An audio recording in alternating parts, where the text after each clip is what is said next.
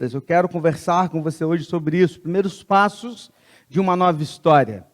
Eu quero orar antes com você. Eu quero convidar você a orar comigo para que juntos possamos pedir ao Senhor que fale aos nossos corações. Feche seus olhos onde você está.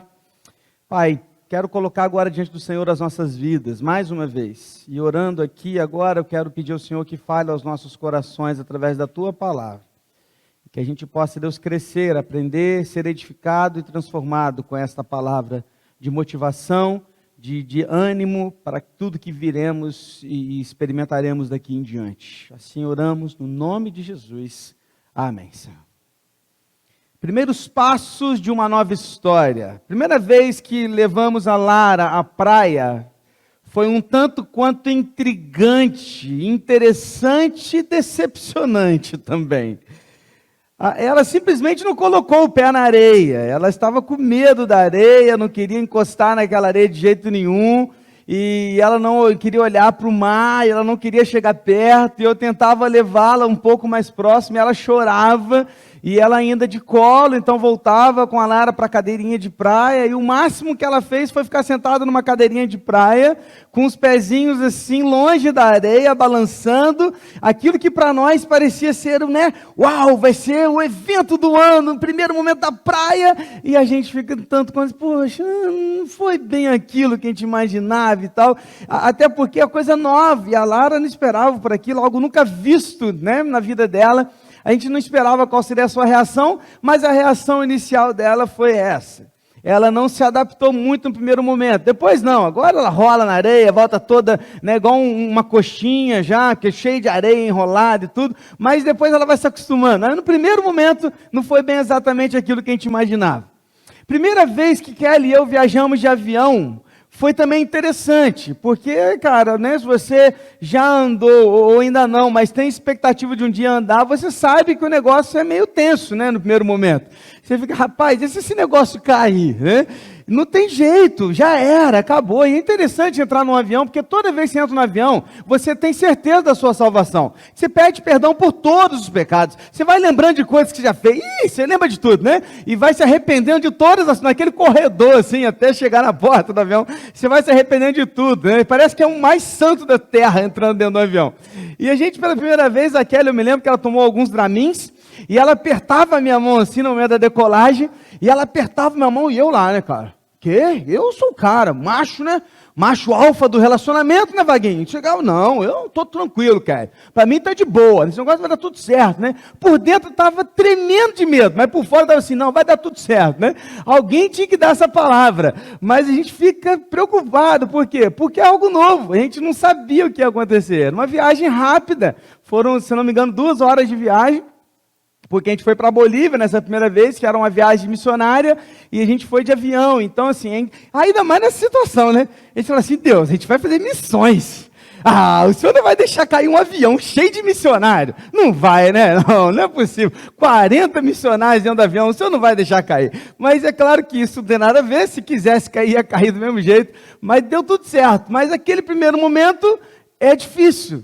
O primeiro passo é difícil, Você sentar ali. Eu nunca prestei tanta atenção num comissário de bordo como eu prestei naquela dia. Eu sabia tudo. Decorei todos os passos, de emergência e tal, onde é porta de emergência. Eu ficava de olho, ele falava, olhava para trás, via setinhas de tudo, sabia de tudo que estava acontecendo. Porque é a primeira vez. A primeira vez é sempre assim, traz essas questões. Quando um bebê nasce, é um mundo novo para ele. Um bebê vem ao mundo e ele está deixando aquele ventre quentinho, cheio de segurança, seguro, e onde ele nunca tinha visto a luz do dia, e ali ele ouvia só a voz da mamãe, muitas vezes do papai do lado, e ele estava seguro, de repente alguém abre aquilo, corta e puxa ele, pela cabeça, ou às vezes numa outra situação, até pela perninha, e vem aquilo ali, o que esse cara está querendo fazer comigo, está me tirando daqui, e sai aquele bebezinho, e aqueles 30 primeiros segundos, ele tem que aprender a respirar, um negócio fantástico que Deus faz, porque aquele bebê nunca viu ar na vida, ele estava no meio de líquido, e de repente ele tem que respirar. E aqueles primeiros momentos, não por via de regra, mas geralmente ele chora. Tá, o primeiro berrinho, o primeiro choro do bebê, por quê? Porque é algo novo. É assustador. Coisas novas trazem esse misto de desafio e de susto, de expectativa e de medo. Uma mudança traz isso, né, Léo? Cheio de expectativas, mas ao mesmo tempo com medo. Um ano se apresenta. Estamos no segundo dia do ano, dia 2 de janeiro, nós temos 363 dias pela frente dentro de um mesmo ano, e estamos cheios de expectativas. Talvez alguns de nós aqui tenhamos feito os planos, anotado as coisas, pegado uma tabelinha e colocado ali o que eu quero realizar, o que eu quero fazer, onde eu quero ir, e tudo colocando ali como expectativa. São 12 meses pela frente, são 8.712 horas que veremos a partir das 24 horas, que eu estou considerando a partir do dia 3, que vai começar. E você e eu estamos agora sim, agora. O que faremos neste novo ano? Queridos, a pergunta que se faz é: qual é a nossa missão para 2022? Qual é a sua missão? Qual é o seu propósito para 2022? Aonde você quer chegar? Quem você quer ser? Como Igreja Batista Betânia, eu posso te dizer claramente que um grande objetivo do ano é construir. Sim, é construir um templo novo, salas, um ambiente melhor, mais atrativo para aqueles que estão de fora, para que sejam alcançados também pela graça e pelo Evangelho de Cristo. Construir não apenas um templo, mas construir uma liderança eficiente, eficaz, capaz de agir segundo os princípios bíblicos. Construir uma igreja bíblica e saudável, que vive para a glória de Deus. Construir em todos nós um coração mais santo, que será visto numa prática de vida como a de Cristo. Tenho certeza que é um objetivo da Igreja Batista Betânia, construir uma sociedade mais honesta, justa e verdadeira, que visa uma vida melhor para todos nós. Sim, podemos fazer algo.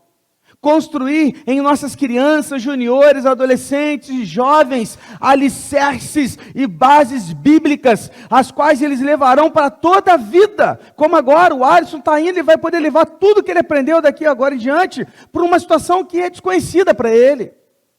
Mas como igreja, nós temos essa missão. Enquanto os nossos pequeninos estão lá agora ouvindo uma história diferente, uma pregação diferente, eles estão sendo preparados para isso. O Lab, eles estão sendo preparados para isso. Estamos de alguma forma podando, ajudando os nossos adolescentes, jovens a enxergar a vida como Cristo quer que eles enxerguem.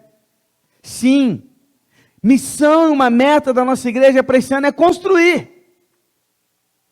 Mas construir não se trata apenas de construção física, não se trata apenas de um templo, se trata de vidas. Amém, queridos? Esse é o nosso objetivo. Sabe o que isso causa? Empolgação. Causa ânimo. A gente fica empolgado, a gente quer viver isso logo. Mas também causa temor. Causa. É assustador. Todos os dias eu vou lá na obra, todos os dias, de folga ou não, eu passo lá lá na nossa obra, e eu vou lá, eu converso com o Dani, falo: Dani, e aí, como é que está sendo hoje? Qual é o objetivo? Qual é o propósito? O que a gente vai fazer? Por que a turma não veio? O que aconteceu com a estaca? Por que é isso? Quantas estacas já fizemos? Onde já chegamos? O que tem para fazer? Vai conseguir? Vai dar tempo? Dia 9 é o último culto lá, cara. Vai dar tempo de a gente voltar para cá? Estou lá. É assustador, irmãos. Assustador. Até a obra da casa que é nossa, que onde eu construí, não fui eu que conduzi, foi meu pai, meu avô, que tem experiência, ó. Anos-luz na minha frente de obra. Muito, muito, mas muito na frente. É assustador.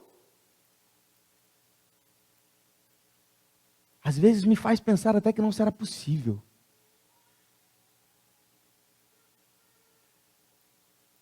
Mas o que nos motiva?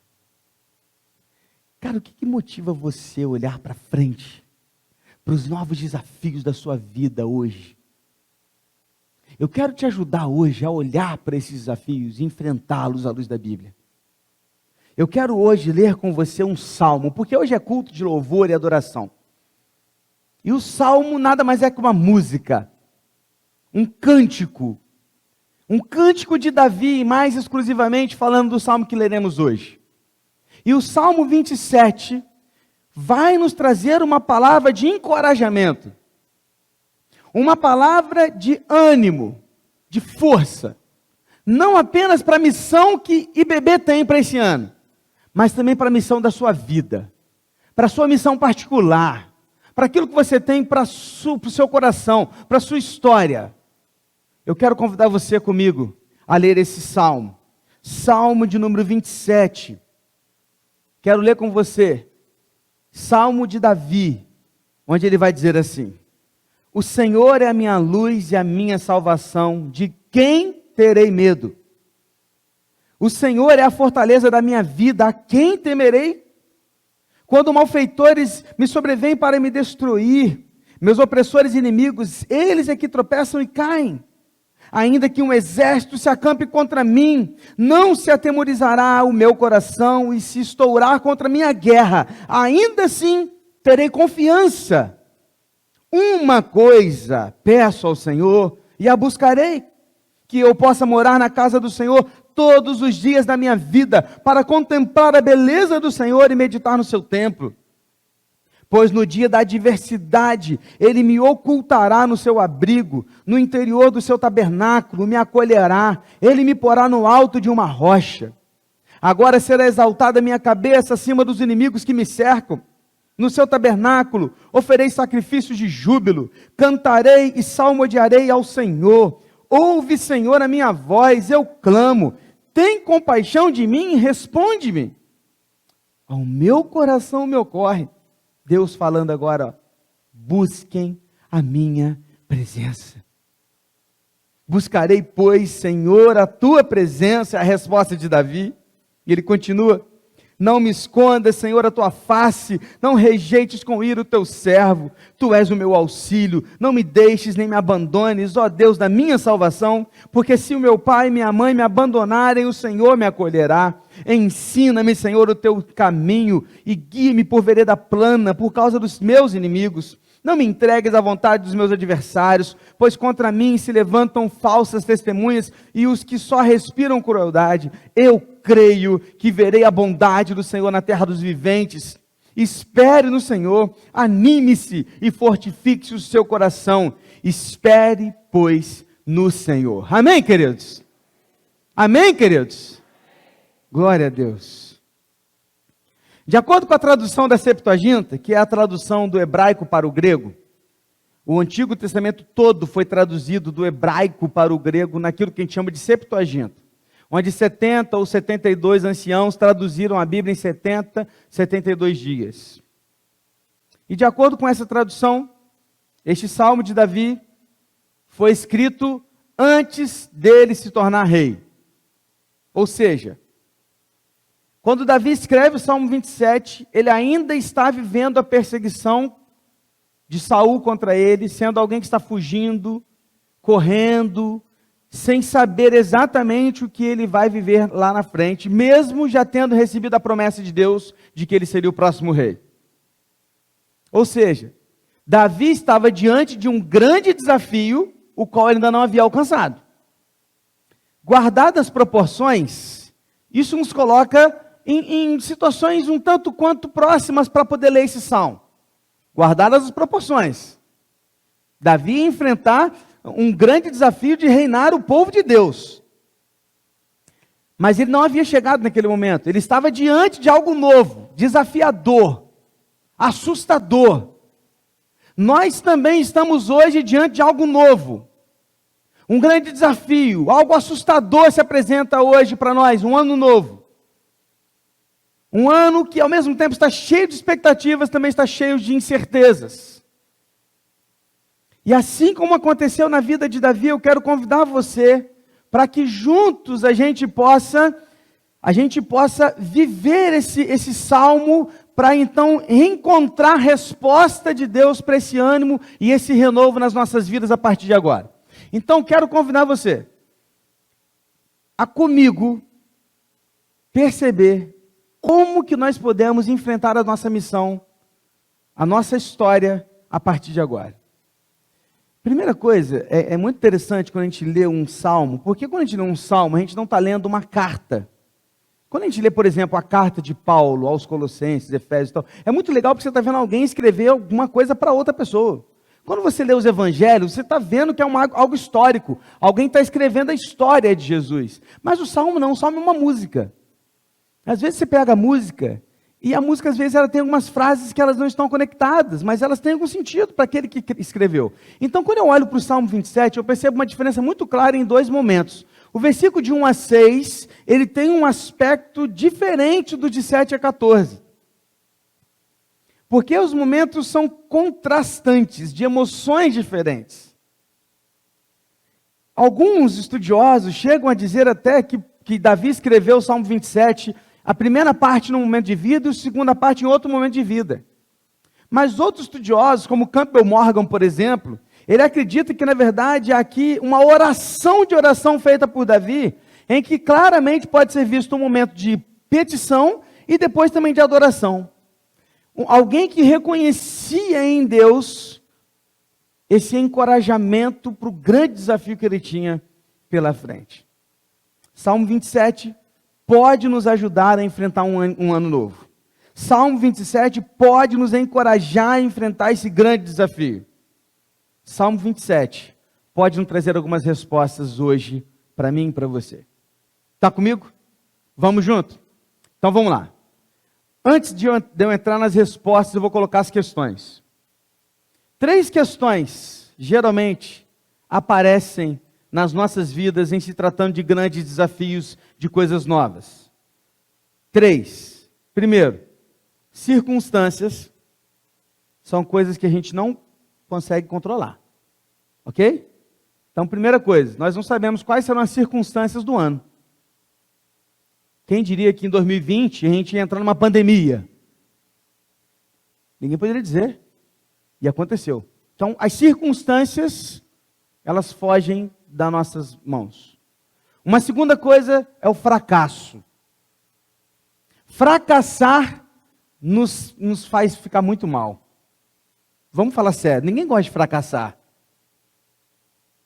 Dizem que só fracassa quem tenta, né? E é verdade. Mas é verdade também que a gente não gosta de errar, de fracassar.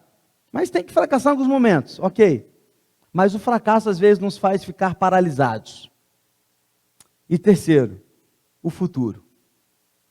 Por quê? Porque a gente não conhece o futuro.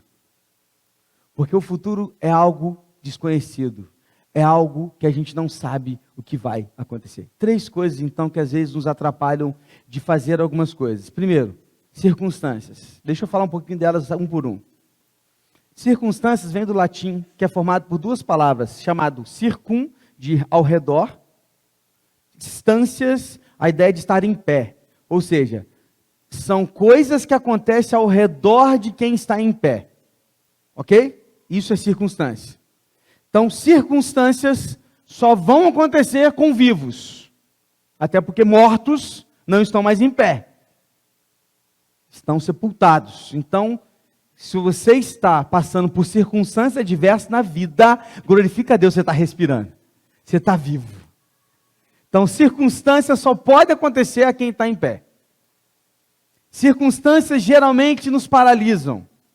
Ou deixamos de fazer alguma coisa nas nossas vidas quando alguma circunstância acontece. Uma pandemia, uma crise econômica, uma doença inesperada, um acidente inexplicável, uma traição que machuca, uma perda que dói, o luto que chega de repente e nos tira da nossa tranquilidade, nos coloca no chão. Circunstâncias não se explicam. E a gente está entrando num ano que pode acontecer várias circunstâncias. Várias. O que fazer diante delas? É a primeira questão. E o fracasso? Ninguém gosta de fracassar. Ninguém gosta de errar. Embora o fracasso seja um degrau para que a gente continue, mas não é bom fracassar, a verdade é essa. O medo do fracasso muitas vezes faz pessoas a nem darem sequer o primeiro passo. Há pessoas que nunca andaram de avião pelo medo do fracasso. Vai que ele cai. Outros nunca tiveram um filho, com medo de fracassarem como pais. Há pessoas, queridos, que nunca tentaram fazer algo novo, com medo do fracasso. Fracassos geralmente nos atrapalham ou nos paralisam. Síndromes do pânico, claustrofobia, medos, muitas vezes isso tudo tem origem no fracasso. Fracasso do pai ou da mãe, fracasso de um amigo, fracasso de uma primeira tentativa. E nunca mais tentamos de novo. Talvez o primeiro não que a gente ouve na vida, a gente retrai e não recomeça. Mas o fracasso, ele não pode atrapalhar você de viver um novo de Deus na sua vida. 3, o futuro. O futuro. O futuro traz muito medo. É como uma sala escura. É como um caminho nunca percorrido. Não sabemos o que tem depois da porta. Quantas pessoas estão entrando neste ano ansiosos, com uma ansiedade que tomou conta dos seus corações, das suas mentes, não conseguem pensar em mais nada, não conseguem respirar direito, por quê? Porque estão ansiosos com o dia do amanhã, não sabem o que fazer. Você sabia que a ansiedade vem de uma palavra grega que significa estrangulamento? Ansiedade é estrangular a si mesmo. Estrangulamento é a palavra ansiedade. Ansiedade é incredulidade. O futuro causa medo, preocupação e ansiedade em quem ainda não entendeu que o futuro pertence a Deus. Aí você olha para 2022 com esse todo aparato ao seu redor e pensa, e agora? O que eu vou fazer? Porque eu tenho medo das circunstâncias, eu tenho medo do fracasso e eu tenho medo do futuro. O futuro me paralisa, eu sou alguém extremamente ansioso. Talvez você esteja pensando agora, aí, cara, eu sou ansioso para tudo. Eu não consigo, eu já estou preocupado com amanhã. Como é que vai ser minha primeira segunda-feira? Como é que vai ser esse negócio? E a semana? Vai começar? E o trabalho? E agora? Será que eu vou passar na faculdade? Como é que vai ser a primeira prova? E o emprego? Será que eu vou ter um emprego? Será que eu vou casar esse ano? Eu não vou. Eu estou ansioso, estou ansioso. Né? Tem gente que é assim. Está ansioso. Tem gente que não consegue andar porque tem medo do fracasso, outros têm medo das circunstâncias. Tem gente que nunca saiu de casa por causa da pandemia, com medo das circunstâncias. Conheço gente que infelizmente perdeu familiares que nunca saíram de casa. Olha que tristeza, irmãos. Medo das circunstâncias ao redor. Como enfrentar esse medo em 2022? Vamos ver? Primeira resposta. Primeira resposta é para as circunstâncias. Primeira coisa que você tem que fazer na sua vida. Comece a enxergar as circunstâncias do ponto de vista do céu. Comece a olhar para as circunstâncias do ponto de vista do céu. Eu quero ler com você os versículos de 1 a 6 de novo, porque isso vai ajudar a gente. Olha só. O Senhor é a minha luz, a minha salvação. De quem terei medo? Primeira coisa, Davi está olhando para quem? Para Deus. E ele está olhando em Deus, falando, ele é a minha luz, a minha salvação. E a pergunta que ele faz, de quem eu vou ter medo se ele é a minha luz e a minha salvação? Aí ele continua. O Senhor é a fortaleza da minha vida. A quem temerei? As circunstâncias, olha. Quando malfeitores me sobrevêm para me destruir, meus opressores inimigos, eles é que tropeçam e caem. Circunstâncias. Olha as circunstâncias. Ainda que um exército se acampe contra mim, não se atemorizará o meu coração. E se estourar contra mim a guerra, ainda assim terei confiança. Circunstâncias. O que Davi faz? Uma coisa peço ao Senhor. Uma coisa, prioridade. O que eu preciso fazer em primeiro lugar? O que ele faz? E a buscarei, que eu possa morar na casa do Senhor todos os dias da minha vida, para contemplar a beleza do Senhor e meditar no seu templo.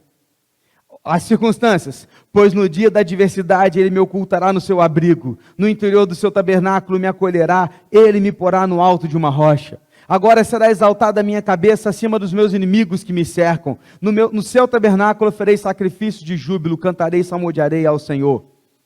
Davi está olhando para as circunstâncias a partir do céu. Ele está olhando para as circunstâncias a partir de Deus. Davi não fecha os olhos para as circunstâncias. Perceba, eu não estou aqui hoje te ensinando a fazer o seguinte: esquece tudo, não estou nem aí para as circunstâncias, não vou olhar mais para elas, não quero saber o que vem, o que vai acontecer, não vou me preparar para nada. Não é isso. Davi não faz isso. Davi olha para as circunstâncias, ele reconhece que há um problema. Ele está olhando para a vida dele e está vendo que tem muita coisa acontecendo ao seu redor. Ele está olhando ao seu redor e está vendo que os inimigos estão se acampando contra ele. Tem gente fazendo guerra contra ele, ele está olhando para tudo isso. Ele não fecha os olhos para as circunstâncias, mas ele não coloca a sua esperança nas circunstâncias. Ele olha para o Deus dele e ele vai dizer: se Deus é minha luz, para que medo da escuridão? Se Deus é a nossa fortaleza, irmãos, para que nos preocupar com as nossas fraquezas? Se Ele é a nossa salvação, a vitória é garantida. Em Cristo nós somos o quê? Mais que nós não seremos, nós já somos. Amém, meu irmão? Então o que você precisa entender é que Davi, ele não está preocupado com as circunstâncias, ele não está preocupado se o inimigo vai atacar ele de uma vez só de repente, ou se o inimigo está se preparando como um plano estratégico para destruí-lo. Porque ele disse aqui, se ele vier hoje, ou se ele estiver se preparando para me derrubar, ele que vai cair. Por quê? Porque é o meu Deus que me protege. Gente, Davi não está no trono, não. Davi não é rei ainda. Davi está fugindo, Davi está no deserto. Davi está no pior momento da vida dele. Um dos piores momentos da vida dele. E de onde vem tanta confiança, pastor? Como é que Davi, no deserto, ele consegue escrever isso, pastor? É porque o segredo da confiança de Davi, demonstrada em público, é uma obediência exercida no privado. Sabe qual era a diferença? Davi gastava tempo de comunhão com Deus no privado. E em público ele podia demonstrar toda a sua confiança. Presta atenção. Você nunca será alguém animado, confiante, empolgado em público, se no privado não existe comunhão plena com Deus. Está entendendo? É assim. Como pode alguém ser confiante diante das circunstâncias? Alguém que tem vida íntima em comunhão no privado com Deus. Davi sabia que a coisa mais importante era o seu relacionamento com Deus, tanto que ele vai escrever assim: olha, uma coisa eu peço ao Senhor. Você prestou atenção nesse versículo, meu irmão? Esse versículo é maravilhoso. Poderia ser, a Thaisa nem sabia que eu ia pregar nesse texto, poderia ser o correspondente de Mateus 6,33, buscar em primeiro lugar o reino de Deus e a sua justiça. Uma coisa peço ao Senhor, prioridade. Qual que era a prioridade de Davi? Eu quero morar na casa do Senhor, todos os dias da minha vida. E para quê? Para contemplar a beleza do Senhor e meditar no seu templo. Presta atenção, presta atenção. O foco aqui não é a casa do Senhor. O foco não é o templo, até porque não tinha nem templo ainda, tinha tabernáculo, era uma tenda. Quando Davi escreve Salmo 27, não existia templo. Salomão é que vai construir o templo. Ele nem sabia que era templo ainda, mas ele vai dizer o quê? Eu quero habitar na casa do Senhor. Aonde? No tabernáculo. Queridos, presta atenção. Davi estava no deserto. Davi não podia ir a Jerusalém. Davi não tinha Jerusalém assim, nesse aspecto ainda de capital, né? Mas não podia ir a Sião. Ele não podia ir no tabernáculo. Ele não podia ir nas cidades capitais. Davi não podia, ele era um fugitivo. Saul estava perseguindo ele. Saul estava indo atrás dele, queria a cabeça dele. Ia degolá-lo facilmente se ele encontrasse com ele no tabernáculo. E aí sabe o que Davi está falando para Deus? Senhor, uma coisa só eu peço. Eu posso viver sendo perseguido a vida inteira. Eu posso viver minha vida no deserto. Eu não estou nem aí se minha vida vai ser no meio de uma caverna. Eu não quero saber se eu vou só ser rei dessa turma aqui que o Senhor mandou para mim. Se eu for rei só deles, está tudo bem. Mas eu só quero uma coisa. Que coisa? Eu quero ter relacionamento com o Senhor. Eu quero ter uma vida com o Senhor. Eu quero o Senhor. Se eu nunca assumir o trono, tudo bem, eu quero o Senhor. Se eu nunca for rei, tudo bem, eu quero o Senhor. Deus, uma coisa só eu quero. Uma coisa. Eu quero o Senhor. Ah, meus irmãos. Davi está nos ensinando aqui que não importam as circunstâncias. O que importa é o seu relacionamento com Deus. Passe a enxergar as circunstâncias com os olhos do céu. E tenha como Ele, como prioridade, relacionar-se com Deus e ter plena comunhão com Ele. Amém? Por que Davi tinha certeza de que Deus ia protegê-lo? Porque Davi tinha vida íntima no privado. Isso aqui, meu irmão, presta atenção, presta atenção. Estar aqui é maravilhoso, coisa linda, não tem coisa mais especial que cultuar a Deus como igreja reunida. Domingo após domingo, quarta-feira, escola bíblica, não tem coisa melhor como corpo de Cristo, porque a igreja é isso aqui, ó, somos nós. Se um dia essa porta se fechar para a gente, falar assim, não vai poder reunir mais aqui, e o tempo não estiver pronto, se a gente for reunir lá na quadra, ou se a gente for reunir debaixo de chuva, ou se a gente for para debaixo da árvore, ali é a igreja do Senhor. E não tem coisa melhor que isso. Ali é a igreja, é o corpo de Cristo reunido. Mas o culto não se resume a isso. Não me venha dizer que você só tem relacionamento com Deus em público. Porque se você não tem relacionamento com Deus no privado, isso aqui não serve de nada. Está entendendo?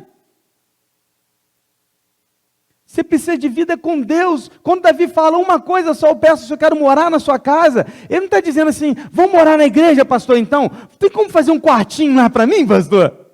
Ou faz uma suítezinha, pastor? Eu pago a suíte, eu vou morar na casa do Senhor agora. Eu quero também, igual Davi, vou morar lá. Vou morar lá. Talvez alguns filhos queiram isso.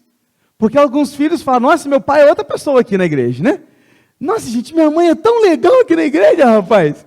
Eu vou morar na igreja, rapaz. Se eu estivesse pregando para as crianças lá agora, eles iam falar isso, hein? Eles iam falar, pastor, não pode morar na igreja?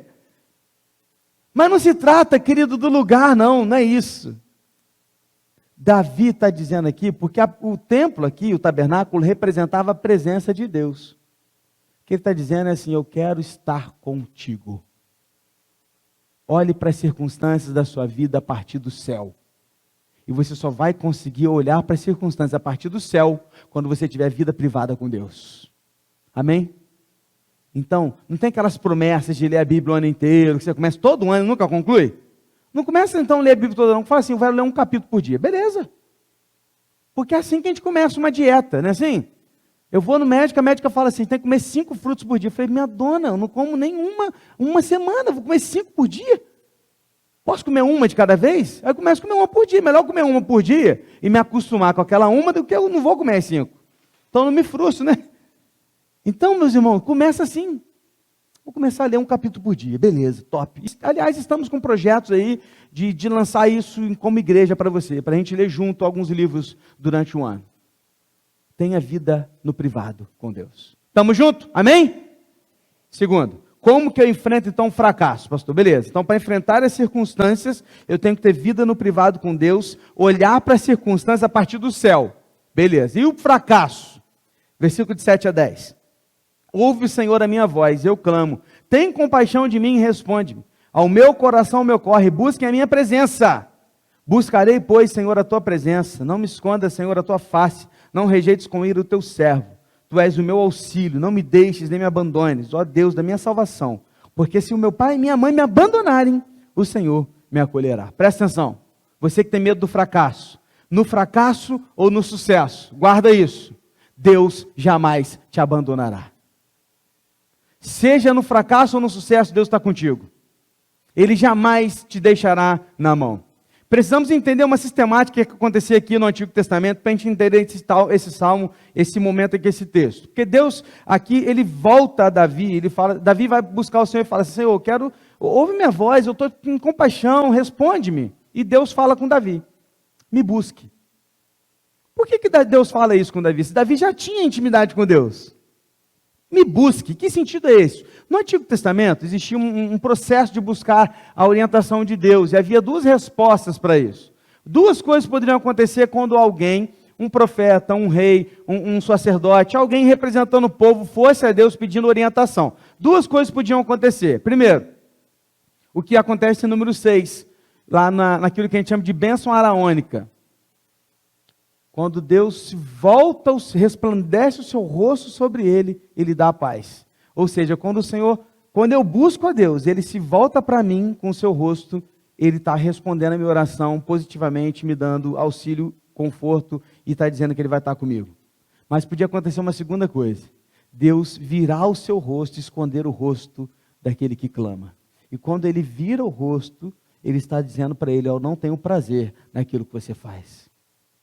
Comece a sondar o seu coração e mudar a sua prática de vida, porque eu não quero que você continue assim. É isso que Deus fazia. Então ele podia dar duas respostas. Primeiro, ele volta o seu rosto para o povo e dá a paz. Legal, Deus está concordando com aquilo.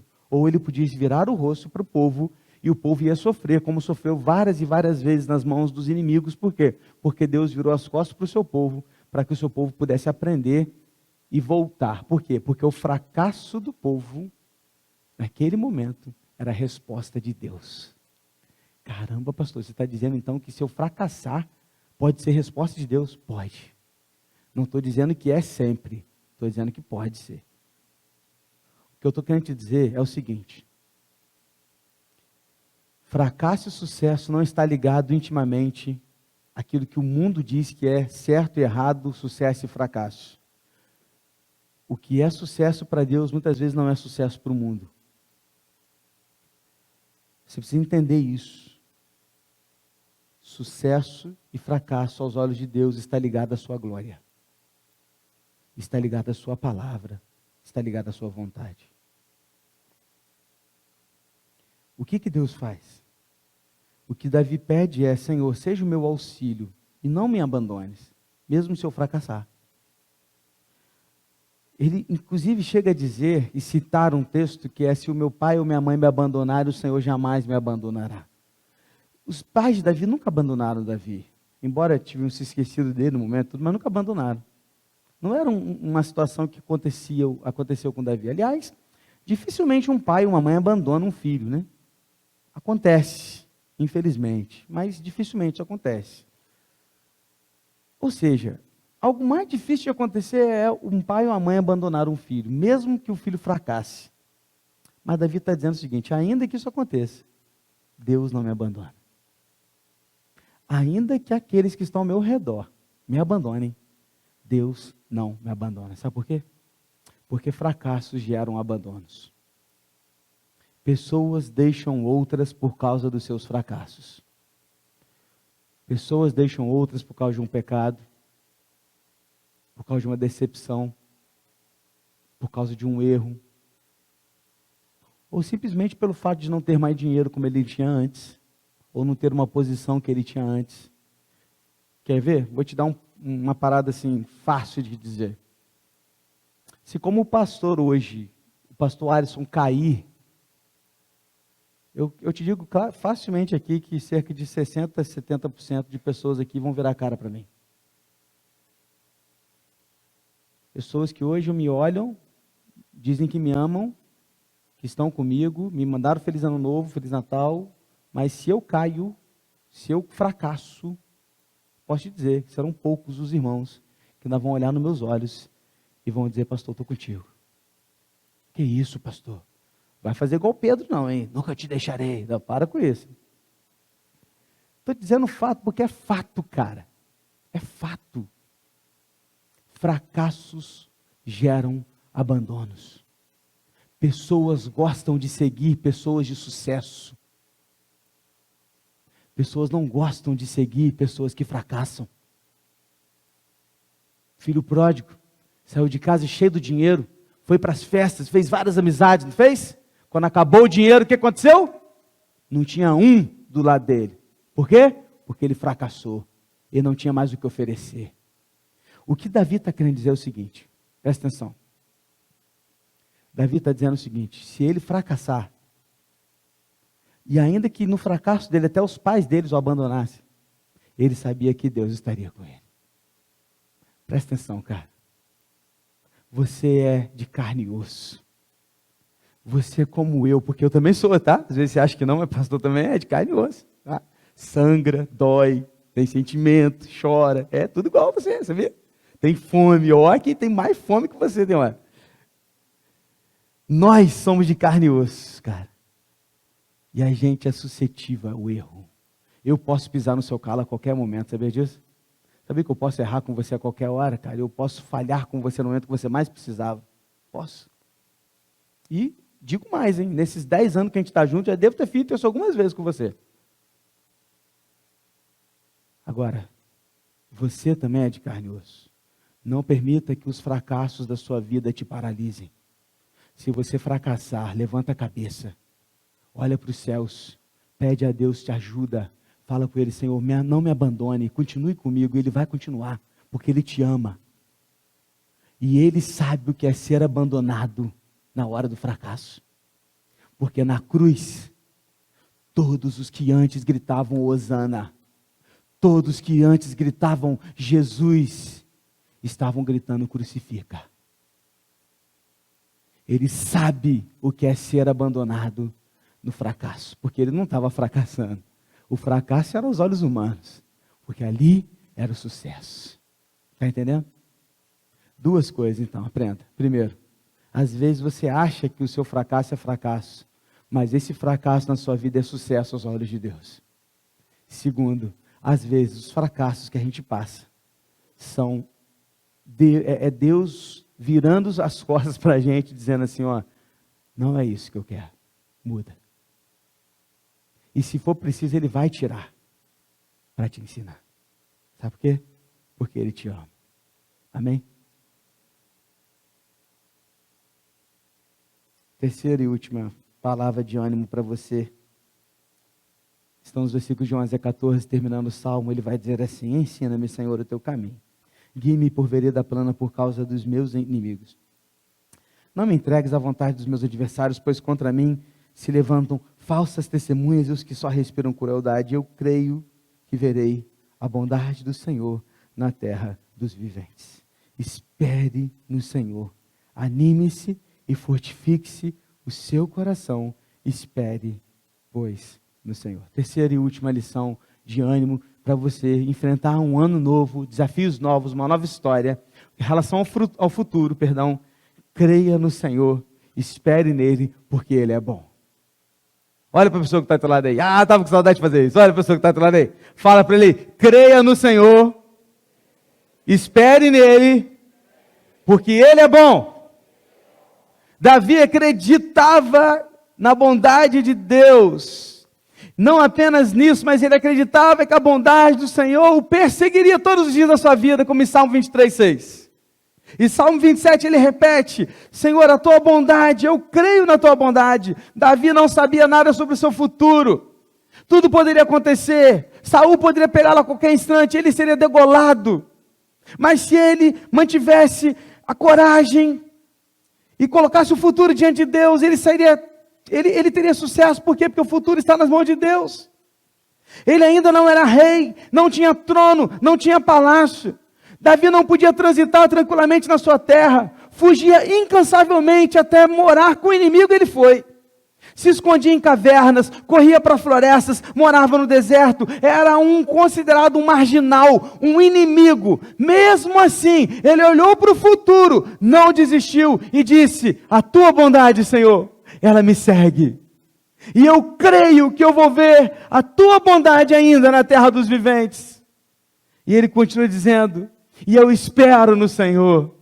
Eu creio em ti. Porque o futuro a ti pertence. Davi não estava ansioso, querido. Sabe por quê?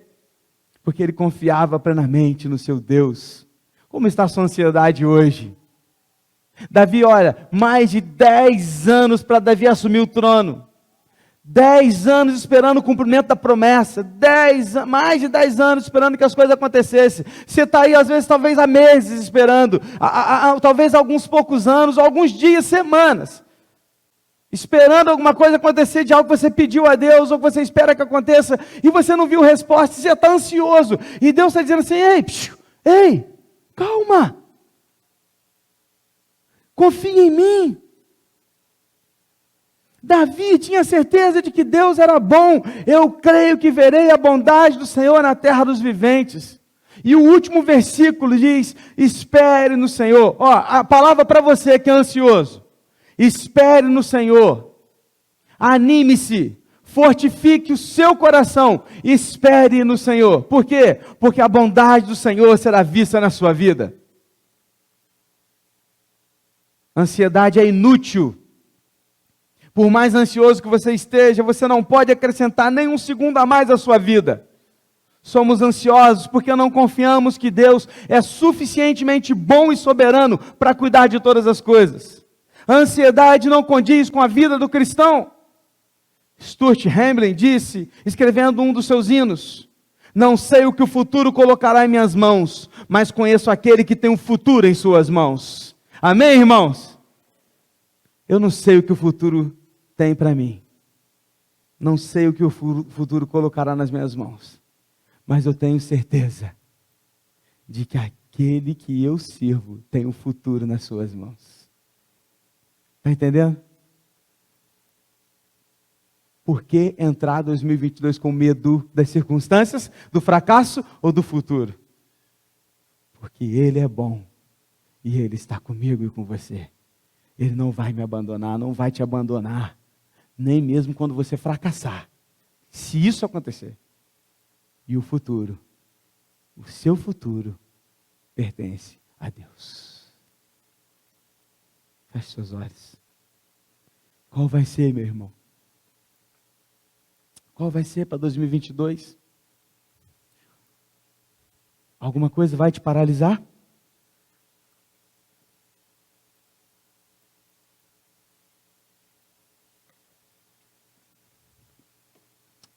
O que Deus tem preparado para você é infinitamente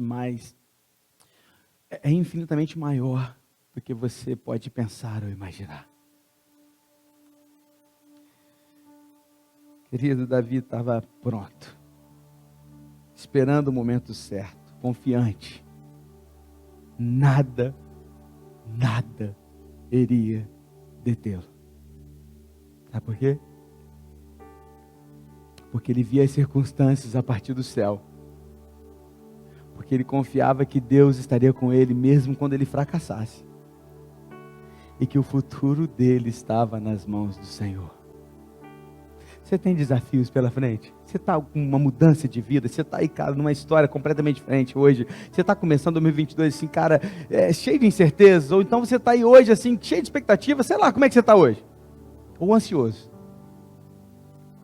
Você quer colocar isso aí nas mãos de Deus? Você está assim hoje, Senhor, eu quero essa ajuda do Salmo 27 para enfrentar o ano, Pai. Você quer fazer isso? Eu quero orar pela sua vida. Eu vou te pedir que você saia do seu lugar, que você venha aqui à frente, eu quero orar por você. Alguém? Sai do seu lugar. Glória a Deus. Há mais alguém? Vem cá, vamos orar juntos. Não tenha medo do fracasso não, meu irmão. Ele nunca vai te abandonar. Não tenha medo do futuro, porque o futuro pertence ao Senhor. Não tenha medo das circunstâncias, elas estão no controle do nosso Deus. Olhe para as circunstâncias com o olhar dos céus. Porque Ele é bom, a sua bondade e a sua misericórdia nos perseguirão todos os dias das nossas vidas. Você crê nisso, meu irmão? Mais alguém? Sai do seu lugar. Sai do seu lugar, você que está com um desafio gigante aí diante de você, você não sabe nem o que fazer ainda. Ou talvez você está perseguindo isso aí tem anos, cara, e talvez esse ano você está vendo uma expectativa, não sei.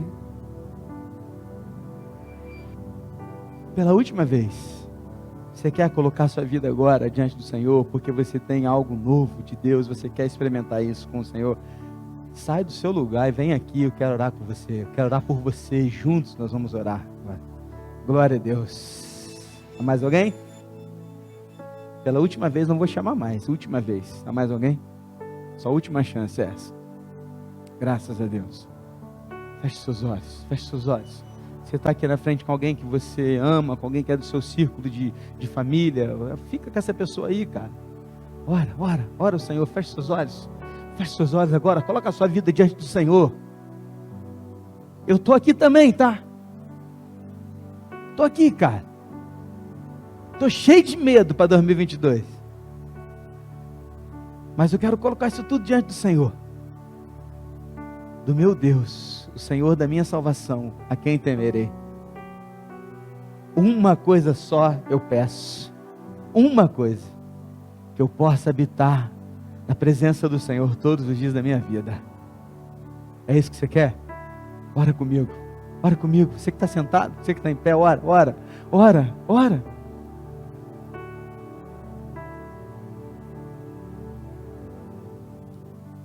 Deus, aqui estamos nós, Pai, nesse primeiro domingo do ano, cheios de expectativas, mas também cheio de medo, Pai. Seria hipocrisia da minha parte falar para o Senhor que está tudo bem. Tudo bem no sentido de que, não estou com medo, tá, vai dar tudo certo. Se vai dar tudo certo ou não, isso é uma questão do Senhor, isso aí é fato. Mas Deus, como um homem, é difícil às vezes, sabe, descansar completamente. É difícil, Pai. O Senhor sabe, porque o Senhor conhece a gente é falho. E isso às vezes nos tira a paz. Faz a gente não aproveitar o hoje. A gente não consegue curtir o dia, a gente não consegue ter paz com a nossa família, a gente não consegue ter paz com a gente mesmo, a gente não consegue aproveitar os momentos simples da vida. E a gente às vezes se entrega, deita numa cama e ele fica. A depressão às vezes nos alcança, a ansiedade nos derruba de uma forma tal que a gente não consegue se movimentar. É como aquela pessoa que está vendo que o trem está vindo diante dele, mas ele não sabe o que fazer, ele está parado, paralisado, o medo paralisou, ele não consegue fugir daquela situação. Às vezes a gente está assim, Pai, a gente está paralisado, a gente não consegue agir. Mas Deus, essa palavra de Davi, do Salmo 27, veio assim, de uma maneira tão especial nas nossas vidas. E eu falo isso por mim, porque eu estou já respirando isso, desde o momento que eu consegui preparar essa palavra, que não veio de mim, mas veio do Senhor. E isso já está me consolando, já está me confortando de uma forma. Mesmo assim eu estou aqui em pé orando ao Senhor, porque eu sou o primeiro. Mas Deus, que o Senhor nos ajude. Quero colocar diante do Senhor essas pessoas que estão aqui em pé, porque tiveram coragem de vir aqui e dispor as suas vidas de alguma forma, dizendo que eles precisam de algo mais. Talvez a grande preocupação deles seja com as circunstâncias, não sei, alguns é a questão do futuro, a ansiedade, outros é a questão do fracasso, do medo, da paralisia. Eu não sei o que é, eu não sei. Talvez sejam questões completamente diferentes, todos que estão aqui. Mas eu quero colocá-lo diante do Senhor agora, e como líder que o Senhor colocou aqui sobre este povo, eu quero colocá-los diante do Senhor, eu quero consagrá-los a Ti agora. Eu quero colocar o ano deles nas Tuas mãos, eu quero colocar a vida deles nas Tuas mãos, que não seja só um ano novo, mas que seja uma vida nova para a vida deles.